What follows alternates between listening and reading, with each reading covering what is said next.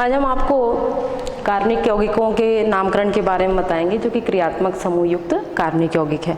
इसके पिछले पीरियड में हमने आपको कुछ यौगिकों के बारे में बताया था कि किस प्रकार से नामकरण होता है। नेक्स्ट है कीटोन।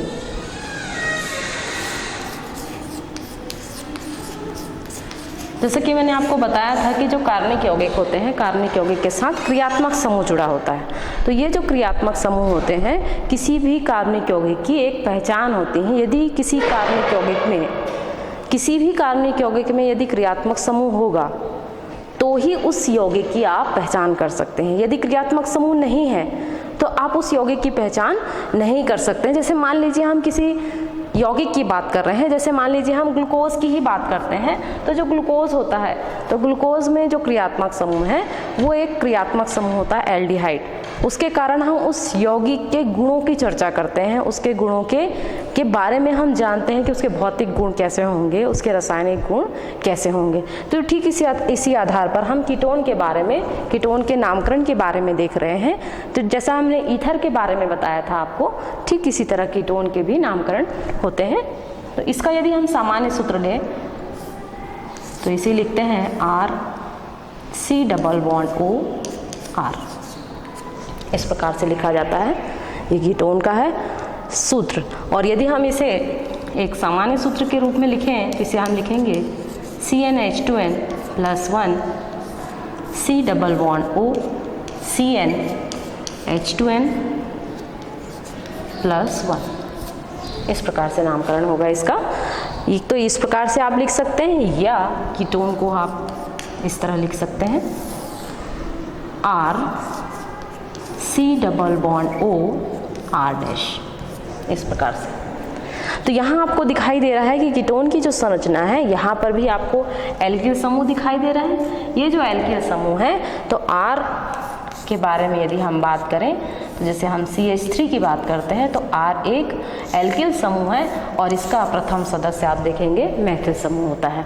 तो इन्हीं को आधार मान करके कि एल्किल समूह में कोई सा भी एल्किल हो सकता है, चाहे वो मैथिल हो, एथिल हो, प्रोपिल हो, ब्यूटिल हो, पेंटिल हो, हेक्सिल हो, कोई सा भी एल्किल समूह इसमें हो सकता है। तो यहाँ पर यदि हम कीटोन की बात कर रहे हैं तो कीटोन दो प्रकार के होते हैं। नंबर एक,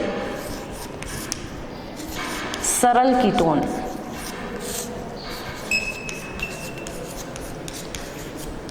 सरल कीटोन नाम से ही परिलक्षित हो रहा है, जैसा हमने ईथर के बारे में बताया था।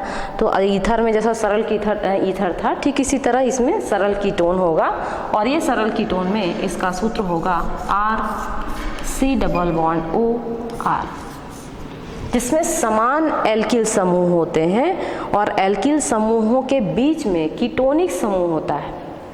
जब भी दो एल्किल समूह के बीच में एक कीटोनिक समूह होता है तो उसे हम कहते हैं सरल कीटोन या सामान्य कीटोन कह सकते हैं। जैसे मान लीजिए हमने यहाँ लिखा CH3 C⋯O CH3। इस प्रकार से यदि हमने सूत्र लिखा तो इसका जब हम साधारण नामकरण करेंगे तो इसका साधारण नाम होगा डाईमेथिल कीटोन। इसे लिखेंगे हम डाईमेथिल कीटोन।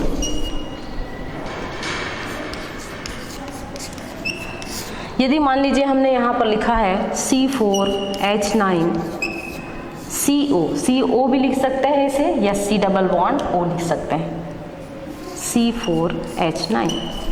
यहाँ पर आप देखिए कि यहाँ भी एल्किल समूह ही है और ये एल्किल समूह, कौन सा एल्किल समूह दिखाई दे रहा है, जिसमें कार्बन की संख्या आपको 4 दिखाई दे रही है। तो जब कार्बन की संख्या 4 होती है और यदि वो एल्केन से एल्किल का निर्माण कर रहा है तो इसे हम कहेंगे ब्यूटिल। और यहाँ पर दोनों ही समान दिखाई दे रहे हैं एल्किल मूलक।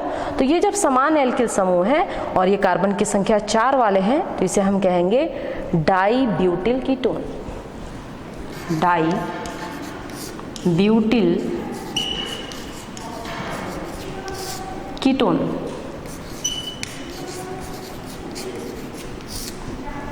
तो यहाँ पर आप देखिए कि यहाँ पर सरल कीटोन जो है एक समान है, दोनों समान है। यहाँ पर एक निम्नतर सदस्य है एल्किल समूह का और ये उच्चतर सदस्य है। तो जहाँ भी निम्नतर सदस्य होगा उस आधार पर उसका नामकरण वैसा ही करेंगे जैसा कि उच्चतर सदस्य के लिए कर रहे हैं। तो यहाँ पर इसे हम डाईमेथिल कीटोन कहेंगे और इसे हम कहेंगे डाई ब्यूटिल कीटोन कहेंगे।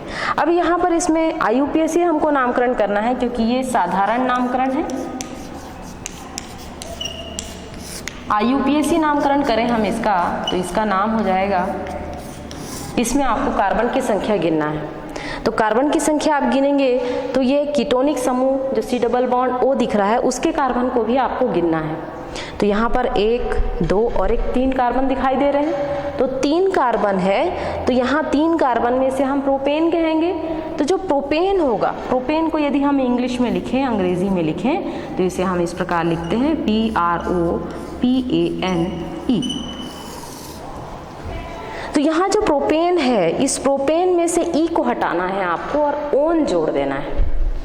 तो जब आप E को हटा करके ओन जोड़ देंगे, आप यहाँ से आप E को माइनस कर दीजिए और ओन को इसमें प्लस कर दीजिए, जोड़ दीजिए। ओन को यदि आप जोड़ते हैं तो इसका नाम हो जाएगा प्रोपेनोन।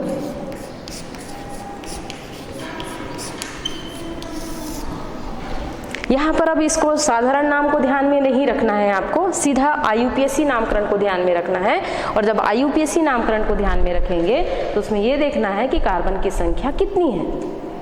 पूरे यौगिक में कार्बन की संख्या आपको कितनी दिखाई दे रही है?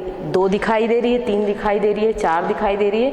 उनकी संख्या एल्किल समूह की संख्या और कीटोनिक समूह के कार्बन की संख्या के आधार पर उनको गिनिए और उसमें E को हटाकर आपको ओन को जोड़ देना है। तो जैसे ही E को हटा ओन जोड़ेंगे तो ये हो जाएगा प्रोपेनोन। ठीक इसी तरह आप देखिए यहाँ पर जो कार्बन की संख्या आपको दिखाई दे रही है, यहाँ कार्बन की संख्या 4 है, यहाँ भी 4 है। तो 4 और 4 कितने हो गए? 8 हो गए। और एक कार्बोनिल समूह का, कीटोनिक समूह का जो कार्बन है ये मिल जाएगा। तो यहाँ पर कार्बन की संख्या कितनी हो जाएगी? 9 हो जाएगी। तो 9 होने के बाद इसे हम कहेंगे नोनेन और नोनेन में से E को हटाकर आपको ओन जोड़ देना है। तो जैसे ही आप E को हटाकर ओन जोड़ देंगे तो इसका नाम हो जाएगा नोन।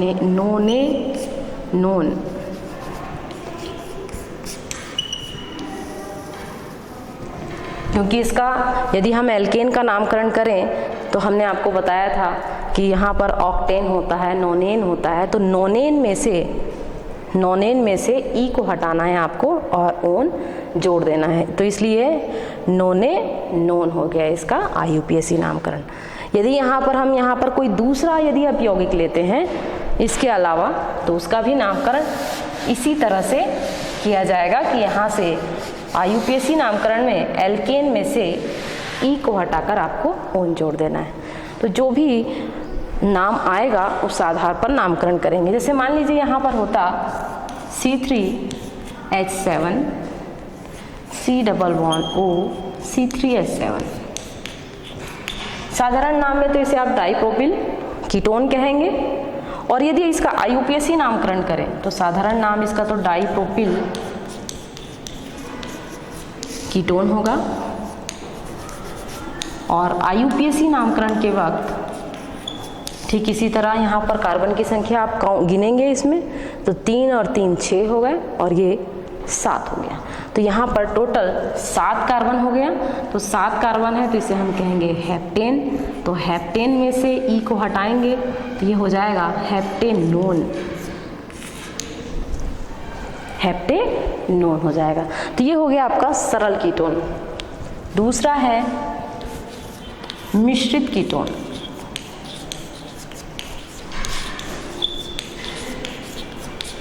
मिश्रित कीटोन की बात करें तो मिश्रित कीटोन में यहाँ पर भिन्न एल्किल समूह होंगे। तो यहाँ इसे हम लिख सकते हैं ROR डैश। ROR डैश है तो इस आधार पर हम कोई भी क्रियात्मक समूह युक्त कार्बनिक यौगिक ले सकते हैं। जैसे मान लीजिए हमने यहाँ लिखा है CH3 C double bond O C2H5 इस प्रकार से। तो यहाँ पर आप इसे कार्बन की संख्या में वर्णमाला क्रम में एथिल का नाम, ई का नाम पहले आता है और मेथिल बाद में आता है, इसलिए इसे आप कहेंगे एथिल मेथिल कीटोन। ये साधारण नाम हो गया एथिल मेथिल कीटोन। तो साधारण नाम में आपको कुछ करना नहीं है, समान रहेगा तो वहाँ पर आपको देखने की आवश्यकता नहीं है कि कौन सा वर्णमाला क्रम में पहले आता है और कौन सा बाद में आता है। लेकिन मिश्रित कीटोन में आपको ये ध्यान रखना है कि वर्णमाला क्रम में कौन सा पहले आता है। जैसे अगर हम यहाँ पर एथिल की बात कर रहे हैं तो एथिल ई से शुरू हो रहा है, मेथिल एम से शुरू हो रहा है, इसलिए एथिल को आप पहले लिखेंगे और मेथिल को आप बाद में लिखेंगे। IUPAC नामकरण में आपको ये देखना है कि कार्बन की संख्या कितनी है। तो यहाँ पर आप देखिए, यहाँ एक कार्बन है, यहाँ दो और एक 3 हो गया और एक 4, तो 4 यहाँ पर कार्बन की संख्या है, तो ये ब्यूटेन होगा। तो इसे हम IUPAC में लिखेंगे ब्यूटेनोन, इसका नाम हो जाएगा ब्यूटेनोन। ठीक इसी तरह यदि मान लीजिए हम यहाँ पर ले रहे हैं C2H5 C double bond O C3H7, यदि यहाँ पर हमने एक मिश्रित कीटोन लिया है और यहाँ हमने एक स्थान पर एथिल लिया है बाईं ओर और दाईं ओर हमने यहाँ पर प्रोपिल लिया है, तो यहाँ यदि हम साधारण नामकरण करें तो यहाँ एथिल ई से शुरू होता है और जो प्रोपिल है वो पी से शुरू होता है। तो ई पहले आएगा या पी पहले आएगा? ई पहले आएगा और पी बाद में आएगा, इसलिए आप लिखेंगे इसे एथिल प्रोपिल कीटोन। साधारण नाम होगा इसका एथिल प्रोपिल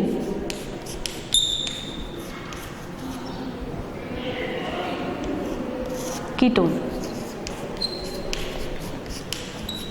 और यदि इसका हम IUPAC नामकरण करें तो ठीक वैसा ही जैसा अभी तक हम कर रहे हैं। कार्बन की संख्या को आप काउंट कर लीजिए, गिन लीजिए कितनी है। यहाँ पर 2 है, 2 और 3 कितने हो गए? 5 हो गए, 5 और 1 कितने हुए? 6 हो गए।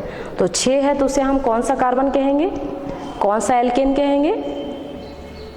हेक्सेन कहेंगे। तो हेक्सेन में आप ओन जोड़ दीजिए तो इसका नाम हो जाएगा हेक्सेनोन। तो इस प्रकार आप देखिए कि यदि हम कीटोन की बात करते हैं तो कीटोन के लिए हम ठीक इसी तरह समानता और भिन्नता के आधार पर इसे हम 2 प्रकार में विभाजित करते हैं, एक तो सरल कीटोन के रूप में और दूसरा है मिश्रित कीटोन के रूप में। यदि सरल कीटोन के रूप में है तो समान एल्किल समूह होंगे, चाहे वो निम्नतर एल्किल समूह चाहे वो उच्चतर एल्किल समूह किसी भी रूप में होंगे। साधारण नामकरण में आपको सामान्य रूप में डाई एल्किल कीटोन के रूप में आप उसका नामकरण करेंगे। और यदि इसका IUPAC नामकरण करना है तो एल्केन में से ई को हटा करके आपको ओन जोड़ देना है। तो जैसे ही आप ओन जोड़ेंगे तो वह उसका IUPAC नामकरण होगा। जैसे मैंने आपको प्रोपेनोन के बारे में बताया, क्योंकि यहाँ पर कार्बन की संख्या आपको 3 दिखाई दे रही है इसलिए प्रोपेनोन है। यहाँ पर आपको कार्बन की संख्या 9 दिखाई दे रही है इसलिए ये नोनेनोन है। और यदि यहाँ पर कार्बन की संख्या आपको 7 दिखाई दे रही है तो ये हेप्टेनोन होगा। तो इस आधार पर आपको कीटोन का नामकरण करना है। नेक्स्ट है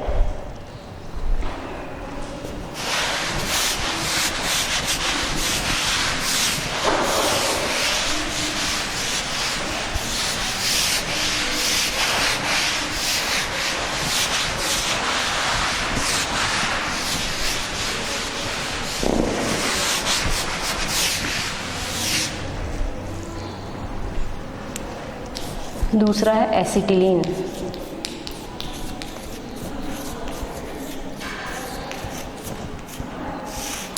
एसिटिलीन के बारे में हम वैसे इसके पहले भी चर्चा कर चुके हैं यहाँ पर। तो यहाँ पर यदि कार्बन और कार्बन के बीच में यदि त्रिबंध दिखाई देता है तो उसे हम कहते हैं एसिटिलीन।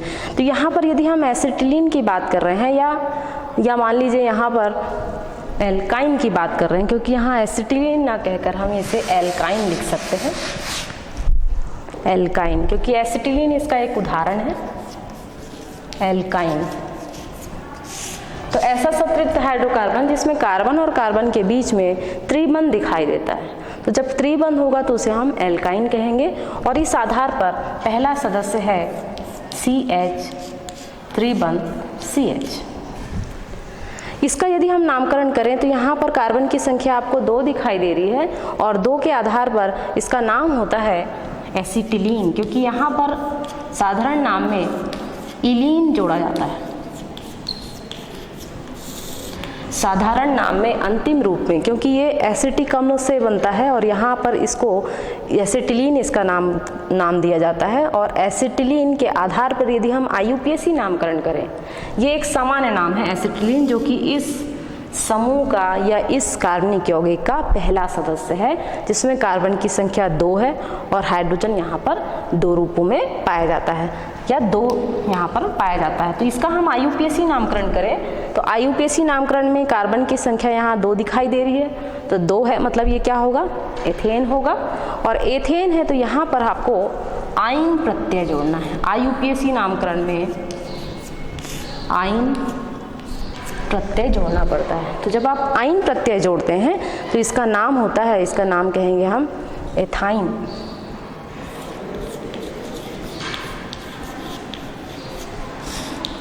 एथाइन कहा जाएगा। अब यहाँ पर यदि इसी संरचना को यदि थोड़ा सा हम चेंज कर दें, जैसे हमने यहाँ लिखा HC3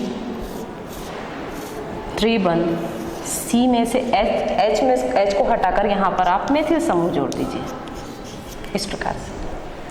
यदि इस एसिटिलीन में से एसिटिलीन के एक हाइड्रोजन को हटाकर आप यहाँ पर एक मैथिल समूह जोड़ देते हैं, तब इसका नाम क्या हो जाएगा। यदि हम इसका साधारण नामकरण करें तो इसे हम कहेंगे, क्योंकि एसिटिलीन में से एक हाइड्रोजन हम हटा रहे हैं, तो इसका नाम हो जाएगा मेथिल एसिटिलीन। इसे कहेंगे हम मेथिल एसिटिलीन।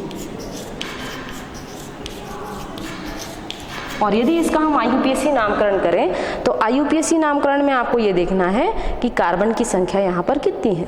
तो आप देखिए यहाँ पर यदि हम नंबरिंग करें तो जहाँ से त्रिबंध नज़दीक पड़ता है हमको नंबरिंग उसी तरफ से करनी है। तो यहाँ पर आप लिखेंगे 1 नंबर, ये दूसरा हो गया और ये तीसरा कार्बन। तो इसे आप लिखेंगे 1 प्रोपाइन, क्योंकि कार्बन की संख्या यहाँ 3 है तो इसलिए, और पहले नंबर पर त्रिबंध है और त्रिबंध में प्रत्यय के रूप में आप डालेंगे आइन। तो यहाँ पर आप देखिए कि जो प्रोपेन है, प्रोपेन को यदि हम लिखें तो इस प्रकार लिखते हैं। तो प्रोपेन में से ई को आप हटा दीजिए -E और यहाँ पर आप आइन जोड़ दीजिए। अंग्रेजी में भी आइन लिख सकते हैं आप और हिंदी में भी आइन लिख सकते हैं और इस प्रकार से ये हो जाएगा प्रोपाइन। तो प्रोपाइन लिखने के बाद आपको ये देखना है कि कौन से नंबर पर है। तो इसका नाम पहले नंबर पर है, पहले नंबर पर यहाँ पर त्रिबंध दिखाई दे रहा है तो इसे आप लिखेंगे 1 प्रोपाइन इस प्रकार से। तो इसे आप नोट कर लीजिए, क्योंकि यहाँ पर एल्काइन के लिए आप अलग अलग रूपों में इसका नामकरण दे सकते हैं। इसे आप नोट कर लीजिए। इसे आपने नोट कर लिया होगा। जैसा कि मैंने आपको बताया कि यदि पहला सदस्य यहाँ पर एसिटिलीन है, दूसरा सदस्य यहाँ मेथिल एसिटिलीन है, और यदि यहाँ पर इसी को ही हम यदि थोड़ा चेंज कर दें तो इसे हम इस प्रकार लिख सकते हैं HC3C2H5 इस प्रकार से। तो यहाँ पर आपने देखा कि यहाँ ये मेथिल था, इस हाइड्रोजन को हटाकर हम यहाँ मेथिल लगाए थे, अब यहाँ पर मेथिल को हटाकर हमने यहाँ पर एथिल लगा दिया है। तो अब इसका नामकरण आप क्या लिख सकते हैं, एथिल एसिटिलीन लिख सकते हैं इसे। तो इसे आप साधारण नामकरण में इसे लिखेंगे एथिल एसिटिलीन।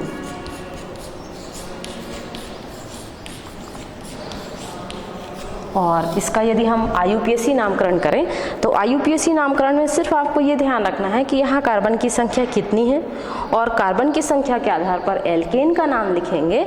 यहाँ पर कार्बन की संख्या आपको दिखाई दे रही है, पहला नंबर है, ये दूसरा नंबर है। इसको यदि हम खोलना चाहें तो इसको हम इस प्रकार भी लिख सकते हैं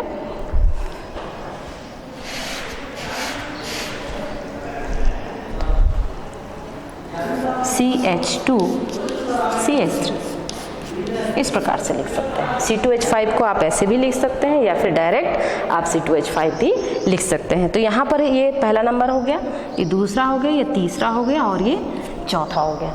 तो यहाँ पर यदि हम नामकरण करें तो इसे तो हमने एथिल एसिटिलीन लिखा है, और जब हम इसका IUPAC नामकरण करेंगे तो यहाँ पर ये ब्यूटेन हो जाएगा। तो ब्यूटेन है और पहले नंबर पर यहाँ पर ट्रिपल बॉन्ड है या त्रिबंध है, तो इसे लिखा जाएगा 1 ब्यूटाइन, इसका नाम होगा 1 ब्यूटाइन।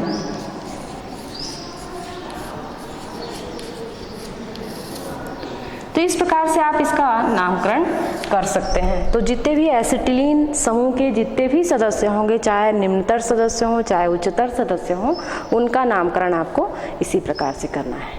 ठीक है, नेक्स्ट है, अगला नंबर है एमीन।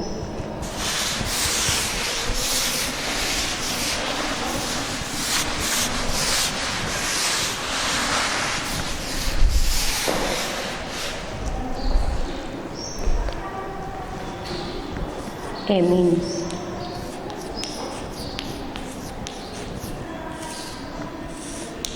एमीन यह भी एक क्रियात्मक समूह युक्त कार्बनिक यौगिक है, और क्रियात्मक समूह यहाँ पर एमीन है। और इसे हम यदि सामान्य सूत्र के रूप में लिखें तो इसे हम लिखते हैं RNH2, या इसे हम इस प्रकार से लिख सकते हैं क्योंकि R यहाँ पर एल्किल समूह है, और एल्किल समूह के लिए जो सूत्र होता है इसका मान है CnH2n + 1 × NH2, इस प्रकार से लिख सकते हैं। तो यहाँ पर जो NH2 है यह एमीन क्रियात्मक समूह है। और यदि हम एल्किल एमीन की बात करें तो यदि एल्किल एमीन को यदि हमको पहचानना है तो इसके लिए इसका हमको परीक्षण करना पड़ेगा। और जब हम इसका परीक्षण करते हैं तो किसी भी एल्किल एमीन युक्त यौगिक का आप पहचान कर सकते हैं। जैसे अगर आपको आपकी यदि हमको पहचान करनी है तो हमको आपके बारे में जानना पड़ेगा कि आप किस जाति के हैं, कहाँ रहते हैं, किस प्रकार से, तो ये सभी जानकारी आपके बारे में मिलेगी। ठीक इसी तरह यदि हम इस यौगिक के बारे में हमको जानना है, ये तो एक जनरल एमीन है, तो जनरल एमीन के बारे में जानना है तो हमको उसके ग्रुप के बारे में जानना पड़ेगा, उसके समूह के बारे में जानना पड़ेगा, जो कि यहाँ पर एमीन समूह है। तो जैसे हमने यहाँ पर कोई भी यौगिक ले लें, जैसे मान लीजिए हमने यहाँ लिया है CH3NH2, यहाँ पर जो R है ये मेथिल है या एल्किल है, और NH2 यहाँ पर एमीन समूह है। तो यहाँ पर यदि इसका नामकरण करें तो इसे हम लिखेंगे एल्किल एमीन, तो यहाँ इसका नाम होगा मेथिल एमीन। तो साधारण नाम इसका होगा, साधारण नाम मेथिल एमीन, मतलब जैसा का तैसा आपको वैसा ही वो आपको उतार देना है इसमें, क्योंकि यहाँ पर ये मेथिल है और ये एमीन है, इसलिए क्या हो गया मेथिल एमीन। तो साधारण नामकरण में आपको साधारण रूप में नामकरण करना है एल्किल एमीन के आधार पर, तो इसका नाम होगा मेथिल एमीन। यदि यहाँ पर हम ले लें C3H7NH2, तो इसी आधार पर इसका नाम क्या हो जाएगा प्रोपिल एमीन, क्योंकि कार्बन की संख्या यहाँ 3 दिखाई दे रही है, इसलिए इसे आप लिखेंगे प्रोपिल एमीन। यदि इसी संरचना को यदि हम खोल दें और दूसरा एक आध यौगिक बना लें, जैसे मान लीजिए हमने लिखा CH3 CH2 CH2 CH2 NH2, इस प्रकार से। तो यहाँ पर देखिए ये तो हमने पूरी ज्वाइंट संरचना है, और यहाँ पर हमने इस संरचना को खोल दिया है। और खोलने के बाद यदि हम देखें यहाँ पर नामकरण करें तो यहाँ पर इसको हम नंबर 1 डाल सकते हैं, इसे नंबर 2, ये नंबर 3 कार्बन और ये नंबर 4 कार्बन होगा। तो साधारण नामकरण करें तो इसे हम लिखेंगे, कार्बन की संख्या 4 है क्योंकि नाइट्रोजन में कार्बन तो होता नहीं है, तो यहाँ पर कार्बन की संख्या 4 है, तो इसे हम कहेंगे 1 ब्यूटिल एमीन, या सिर्फ ब्यूटिल एमीन भी लिख सकते हैं आप, तो इसका नाम हो जाएगा ब्यूटिल एमीन। तो कोई भी संरचना यदि किसी भी रूप में है तो उसको आप किस प्रकार से नामकरण करेंगे, तो उसी आधार पर आपको ध्यान में रखना है। यदि मान लीजिए यहाँ पर हमने लिखा CH3 CH2 CH NH2CH3, इस प्रकार से लिखा। तो यहाँ पर आप देखिए पहली पोजीशन पर NH2 समूह है, यहाँ पर दूसरी पोजीशन में NH2 समूह दिखाई दे रहा है या एमिनो समूह दिखाई दे रहा है। तो यहाँ पर जब हम नामकरण करेंगे तो इसे हम क्या कहेंगे, इसे हम 2 एमिनो या हम डायरेक्ट इसको कहेंगे हम आइसो ब्यूटिलेमिन, इसका नाम होगा आइसो ब्यूटिल एमिन। जैसे हमने पहली संरचना में आपको बताया, यहाँ पर जो पहली संरचना है वो सीधी श्रृंखला के रूप में है, तो इसे आप नॉर्मल ब्यूटिल एमिन भी कह सकते हैं। इसे आप नॉर्मल के लिए आप N भी लिख सकते हैं और N लिख करके ब्यूटिल एमिन भी लिख सकते हैं, और यहाँ पर आइसो के लिए आप ISO भी लिख सकते हैं और हिंदी में भी लिख सकते हैं आप, या सिर्फ I भी लिख सकते हैं। तो यहाँ पर जो श्रृंखला है इसमें कोई शाखा नहीं दिखाई दे रही है, यहाँ पर एक शाखा दिखाई दे रही है जिसमें दूसरे नंबर के कार्बन पर आप देखिए एमिनो समूह यहाँ पर मौजूद है या एमिन समूह यहाँ पर मौजूद है। तो ये इसके साधारण नामकरण हो गए। अब इसका हम IUPAC नामकरण करें तो IUPAC नामकरण में हमेशा जो एमीन होता है उसके साथ O जुड़ जाता है। यदि एमीन के साथ O जुड़ जाएगा तो क्या होगा, अमीनो हो जाएगा, अमीनो एल्केन। तो पहले ये क्या था, एल्किल एमीन था साधारण नामकरण में, और जब हम IUPAC नामकरण करते हैं तो IUPAC नामकरण में यहाँ पर एमीन के साथ O जोड़ दिया जाएगा। तो IUPAC नामकरण करें तो इसको हम इस प्रकार लिख सकते हैं, इसे हम कहेंगे एमिनो मीथेन। कार्बन की संख्या 1 है और ये एमीन के साथ O जुड़ गया तो अमीनो हो गया और ये मीथेन। तो इसे आप लिखेंगे एमिनो मीथेन। उसी प्रकार से आप देखिए यहाँ पर प्रोपिल एमीन है, तो प्रोपिल एमीन का नामकरण करें तो यह हो जाएगा अमीनो प्रोपेन। इसे आप लिखेंगे अमीनो या एमिनो भी लिख सकते हैं इसे आप, प्रोपेन, अमीनो प्रोपेन। ठीक इसी तरह आप देखिए यहाँ पर नॉर्मल ब्यूटिल एमीन है तो इसे आप लिख सकते हैं 1 एमिनो ब्यूटेन, क्योंकि कार्बन की संख्या 4 है और ये ब्यूटिल एमीन है तो इसे लिखेंगे हम 1 अमीनो ब्यूटेन। ब्यूटेन लिखा जाएगा।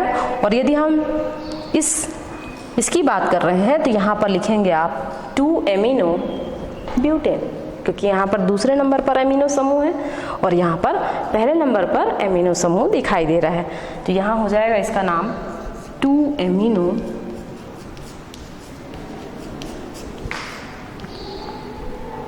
ब्यूटेन।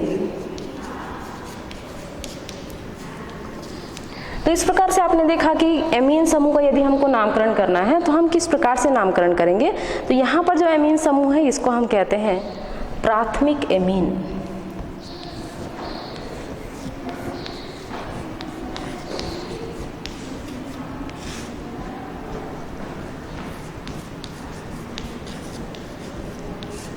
ये होगा प्राथमिक एमीन। तो प्राथमिक एमीन है मतलब इसका सूत्र हो जाएगा RNH2। जिस प्रकार से हमने अल्कोहल के बारे में बताया था आपको कि प्राथमिक अल्कोहल होता है, द्वितीयक अल्कोहल होता है, तृतीयक अल्कोहल होता है, ठीक इसी तरह एमीन में भी प्राथमिक एमीन होगा, द्वितीयक एमीन होगा और तृतीयक एमीन होगा। तो इसे हम इस प्रकार आपको बता सकते हैं। नेक्स्ट,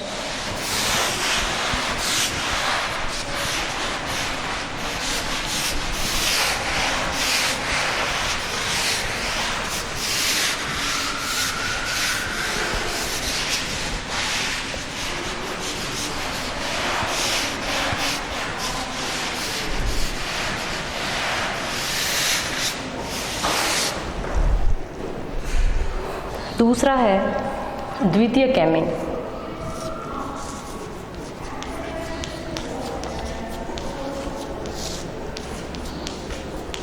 द्वितीयक एमीन होगा तो यहाँ पर यदि हम सूत्र लिखें, जैसे हम RNH2 के लिए लेते हैं, तो जब हम प्राथमिक एमीन में से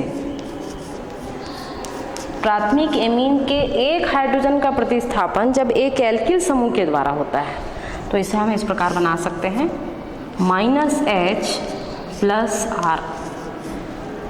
तो इसे हम लिखेंगे R2NH, या इसका नामकरण इस प्रकार से होता है कि जब अमोनिया NH3, अमोनिया में से 2 हाइड्रोजन का प्रतिस्थापन 2 एल्किल समूह के द्वारा होता है, तो बनने वाला जो यौगिक होगा वो द्वितीयक एमीन होगा, -2H। 2 हाइड्रोजन का प्रतिस्थापन जब 2 एल्किल समूह के द्वारा किया जाता है तो बनने वाला जो यौगिक होगा वो होगा द्वितीयक एमीन, इस प्रकार से। तो यहाँ पर जब हम नामकरण करें तो नामकरण इसी रूप में होगा कि यदि हमको द्वितीयक एमीन प्राप्त करना है तो एक तो हम प्राथमिक एमीन से प्राप्त कर सकते हैं या फिर हम अमोनिया के द्वारा इसकी प्राप्ति कर सकते हैं।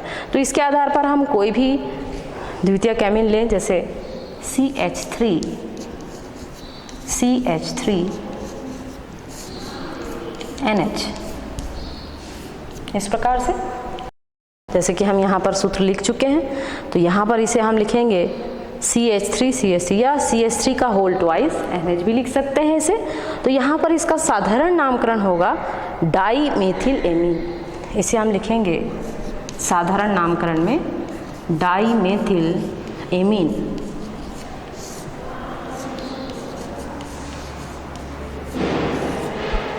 और जब हम इसका IUPAC नामकरण करेंगे तो कार्बन की संख्या को काउंट करेंगे और यहाँ पर हो जाएगा अमीनो एथेन, इसे हम लिखेंगे अमीनो एथेन। तो इस प्रकार आपने देखा कि यदि हम प्राथमिक एमीन की बात करते हैं तो प्राथमिक एमीन के लिए सूत्र होगा RNH2, और यदि हम द्वितीयक एमीन की बात कर रहे हैं तो प्राथमिक एमीन से यदि हमको द्वितीयक एमीन प्राप्त करना है तो चाहे आप अमोनिया से प्राप्त करें, चाहे आप प्राथमिक एमीन से प्राप्त करें, तो इस आधार पर जो प्राथमिक एमीन से द्वितीयक एमीन की प्राप्ति हो रही है तो इसका साधारण नाम, जैसा हमने प्राथमिक एमीन में आपको बताया था, प्राथमिक एमीन में होता है एल्किल एमीन, तो यहाँ पर डाईमेथिल है, जिसे हम लिखेंगे डाईमेथिल एमीन।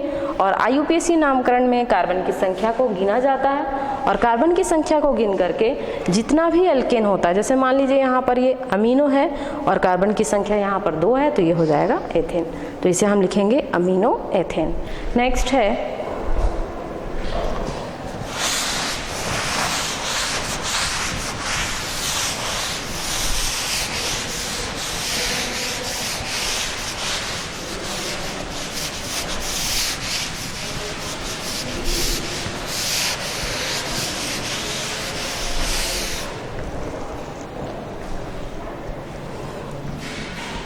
जैसे मान लीजिए यहाँ पर होगा C2H5 CH3NH,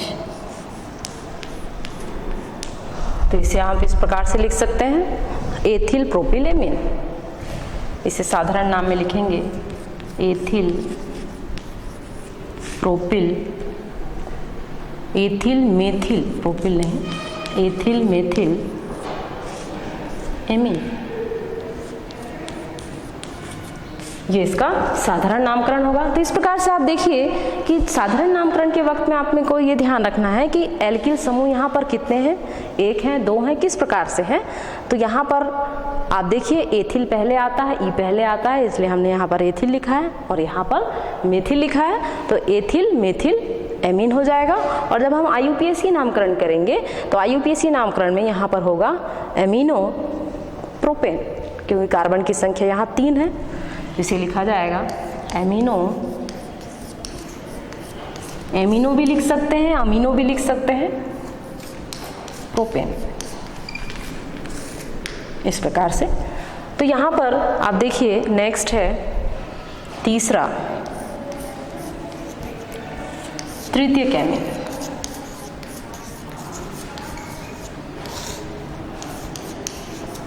जिस प्रकार से आप प्राथमिक एमीन का नामकरण करते हैं, द्वितीयक एमीन का नामकरण करते हैं, ठीक इसी तरह आपको तृतीयक एमीन का नामकरण करना है। तृतीयक एमीन के नामकरण के लिए आपको यहाँ पर भी आप डायरेक्ट प्राथमिक एमीन से नामकरण कर सकते हैं या द्वितीयक एमीन से नामकरण कर सकते हैं या अमोनिया से नामकरण करें। जैसे मान लीजिए हम अमोनिया से नामकरण करते हैं तो अमोनिया में से यहाँ पर जैसे मैंने आपको 2 हाइड्रोजन का प्रतिस्थापन 2 एल्किल समूह के द्वारा करवाया था, यहाँ पर आपको अमोनिया के 3 हाइड्रोजन का प्रतिस्थापन 3 एल्किल समूह के द्वारा आपको करना है। तो जब 3 एल्किल समूह के द्वारा होगा तो यहाँ पर हो जाएगा R3N। R3N को आप इस प्रकार भी लिख सकते हैं, RN,